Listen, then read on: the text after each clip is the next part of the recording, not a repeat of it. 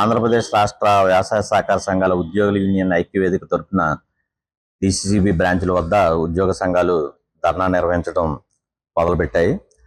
ఈ ఆందోళన కార్యక్రమాలు ఈ నెల 29వ తారీఖు వరకు కూడా కొనసాగనున్నాయి.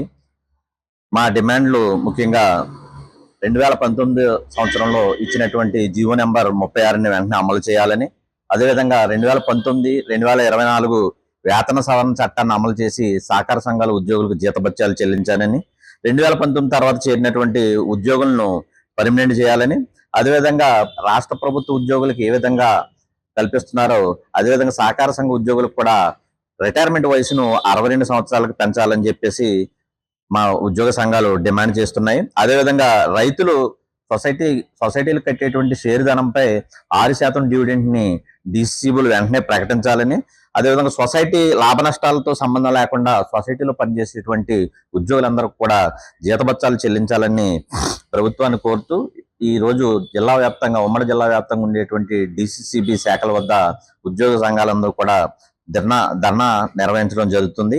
అదేవిధంగా ఈ నెల 16వ తారీఖున జిల్లాలో ఉండేటువంటి అన్ని డిస్ట్రిక్ట్ కోఆపరేటివ్ ఆఫీసర్ల కార్యాలయాల వద్ద కూడా ఈ నిరసన కార్యక్రమం కొనసాగుతుంది. 22వ తారీఖున పెద్ద ఎత్తున ఉమ్మడి తూర్పుగోదావరి జిల్లా డిసిసిబి బ్యాంక్ వద్ద ధర్నా నిర్వహించి డిసిసిబి సిఇఓ గారికి అదేవిధంగా చైర్మన్ గారికి వినతిపత్రం ఇచ్చేటువంటి కార్యక్రమం ఉంది. అప్పటికి కూడా ఉన్నతాధికారులు ప్రభుత్వం స్పందించుకుంటే 29వ తారీఖున సహకార సంఘ ఉద్యోగులు రాష్ట్ర వ్యాప్తంగా కూడా ఉండేటువంటి సహకార సంఘాల్లో పనిచేసేటువంటి ఉద్యోగులు అన్ని సంఘాలు కలిపి జేఏసీ కింద ఐక్యవేదిక కింద ఏర్పడడం జరిగింది. వారందరూ కూడా 29వ తారీఖున విజయవాడ ధర్నా చౌక్ వద్ద మహాధర్నా నిర్వహించి ఉన్నతాధికారులకు వినతిపత్రం ఇచ్చేటువంటి కార్యక్రమం చేపట్టాం.